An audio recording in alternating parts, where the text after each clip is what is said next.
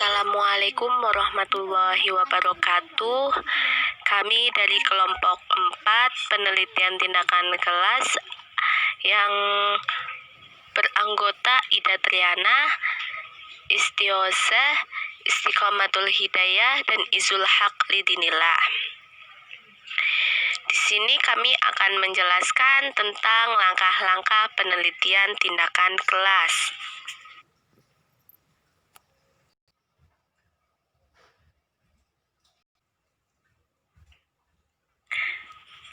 Sebelum melanjut ke langkah-langkah penelitian tindakan kelas, saya akan menjelaskan terlebih dahulu pengertian penelitian tindakan kelas.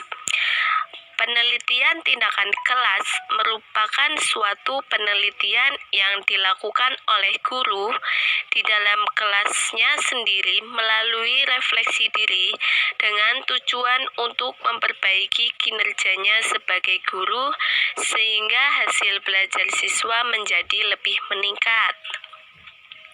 Penelitian tindakan kelas dapat diartikan sebagai proses pengkajian masalah pembelajaran di dalam kelas melalui refleksi diri dalam upaya untuk memecahkan masalah tersebut dengan cara melakukan berbagai tindakan yang terencana dalam situasi nyata serta menganalisis setiap pengaruh dari perlakuan tersebut. Yang selanjutnya yaitu langkah-langkah penelitian tindakan kelas. Langkah-langkah penelitian tindakan kelas yang pertama yaitu planning atau perencanaan. Yang kedua yaitu merencanakan tindakan. Yang ketiga, pelaksanaan tindakan. Yang keempat, pengamatan atau observasi, dan yang terakhir yaitu refleksi.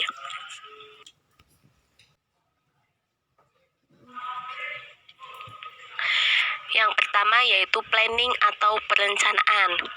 Perencanaan merupakan tahapan yang paling penting dalam melakukan kegiatan penelitian, karena melakukan segala sesuatu harus didasarkan pada perencanaan.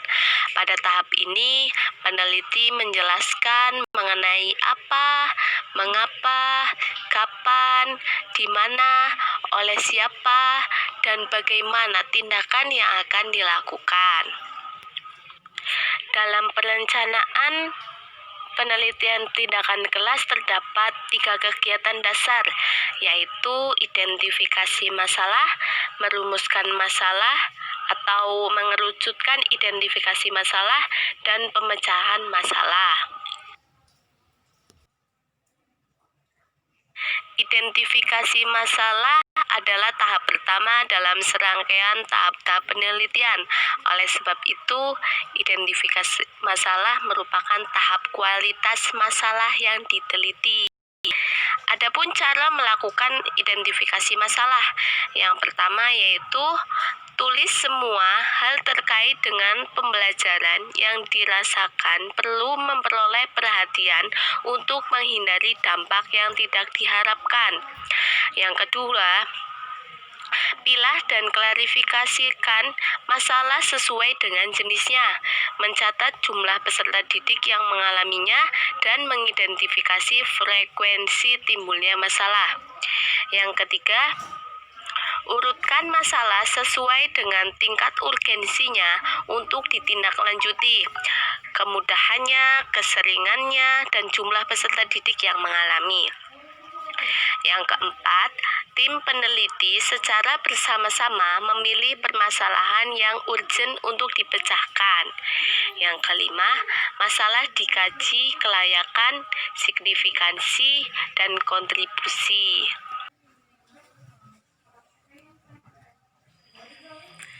Setelah guru sebagai peneliti memperoleh beberapa masalah dari proses identifikasi, maka selanjutnya guru melakukan analisis terhadap masalah-masalah tersebut sehingga menemukan masalah yang jelas. Analisis dapat dilakukan dengan cara mengajukan pertanyaan kepada diri sendiri atau mengkaji ulang berbagai dokumen yang berhubungan dengan pembelajaran. Tidak semua masalah memerlukan pemecahan melalui penelitian tindakan kelas. Terdapat beberapa kriteria yang dapat dijadikan dasar dalam pemilihan masalah. Di antaranya, yang pertama, masalah harus benar-benar penting bagi guru yang bersangkutan. Yang kedua, masalah harus dalam jangkauan kemampuan guru sebagai peneliti yang akan berperan serta dalam melaksanakan tindakan kelas. Yang ketiga, masalah harus bermakna dan bermanfaat bagi peningkatan kualitas pembelajaran.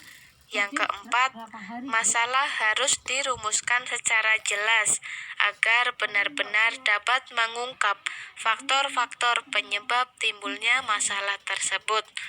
Dengan demikian, akan memudahkan untuk mencari pilihan pemecahan atau perbaikannya. Langkah kedua dalam penelitian tindakan kelas yaitu merencanakan tindakan. Dalam perencanaan tindakan, seorang guru harus melakukan kolaborasi dengan guru lain atau dosen untuk menetapkan beberapa persiapan dan komitmen dalam tindakan. Untuk itu, seorang guru pertama-tama harus mampu memformulasikan kemungkinan solusi yang dapat diterapkan.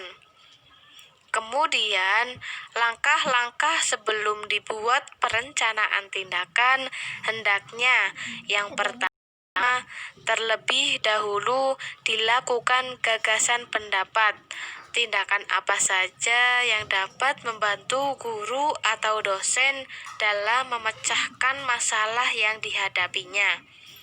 Yang kedua, tindakan yang dipilih adalah tindakan inovatif. Misalnya, model pembelajaran kontekstual dan model yang berdasarkan pakem atau pembelajaran aktif, kreatif, efektif, dan menyenangkan. Yang ketiga yaitu memformulasikan hipotesis tindakan. Hipotesis tindakan adalah suatu pernyataan atau dugaan bahwa tindakan yang diberikan akan dapat memecahkan masalah yang ingin diatasi dengan melakukan PIP, pengembangan inovasi pembelajaran, baik di sekolah maupun di LPTK, yaitu Lembaga Pendidikan Tenaga Kependidikan. Merencanakan tindakan, hendaknya seorang peneliti, guru atau dosen dapat melakukan hal-hal berikut ini. 1. Kajian teoritik di bidang pembelajaran atau pendidikan. 2. Kajian hasil-hasil penelitian yang relevan dengan permasalahan, diskusi dengan rekan sejawat, pakar pendidikan, dan peneliti lain. 3. Kajian pendapat dan saran pakar pendidikan khususnya yang dituangkan dalam bentuk program. 4. Refleksi diri mengenai pengalaman sebagai guru atau dosen. Yang selanjutnya adalah pelaksanaan tindakan. Pada tahapan ini, rancangan strategi dan skenario pembelajaran diterapkan. Skenario tindakan harus dilaksanakan secara benar tampak berlaku wajar. Pada PTK yang dilakukan guru, pelaksanaan tindakan umumnya dilakukan dalam waktu antara 2-3 bulan. Oke, selanjutnya saya akan menerangkan pelaksanaan tindakannya. Jadi sebelumnya saya akan menyampaikan bahwa teori PTK ini hanya teori dasar saja. Artinya masih ada kreativitas yang lain terkait penelitian dengan kelas. Nah, maka jadi guru itu sangat subjektif dalam melaksanakan tindakan kelas itu, dan ini hanya teori dasarnya ya, jangan dulu terpaku dalam hal ini. Oke, pertama pelaksanaan tindakan. Dalam pelaksanaan tindakan kita jangan lupa dan selalu ingat terkait susunan yang sebelum tindakan itu laksanakan. Nah, jadi pelaksanaan tindakan ini, rencana-rencana kita dalam PTK itu dilaksanakan, dan kurang lebihnya itu 2-3 bulan itu pelaksanaan tindakan. Sesuatu yang direncanakan yang tadi dijelaskan oleh pemateri sebelumnya kita laksanakan pada saat pelaksanaan tindakan ini. 3 bulan itu pelaksanaan tindakan. Nah, dalam pelaksanaan tindakan itu kita harus mencermati benar-benar rencana itu tersendiri. Nah, itu pelaksanaan tindakan. Selanjutnya adalah observasi. Nah, observasi ini adalah suatu pengamatan. Pengamatan kita melihat bagaimana siswa itu aktif, bagaimana siswa itu melaksanakan kegiatan di kelas. Itu pengamatan observasi. Dan observasi itu sangat penting. Dan selanjutnya yaitu refleksi. Refleksi ini bersifat global, bersifatnya universal. Kita melihat, kita menganalisis, kita melihat. Kalau refleksi ini yang sifatnya umum, semuanya dikaji. Entah itu tes siswa, entah itu aktivitas siswa. Nah, itu refleksi.